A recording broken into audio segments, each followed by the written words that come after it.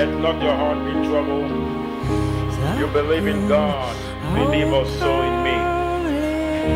In my Father's house are many mansions. If it were not so, I would have told you. I go to prepare a place for you. And if I go to prepare a place for you, I will come again and receive you to my Father. That where I am, there you may be also. And where I go, you know, and the way you know. Thomas said, Lord, where do we know where you are going? We do not know where you are going. And how can we know the way? And Jesus said to him, I am the way, the truth, and the life. No one can come to the Father except through me.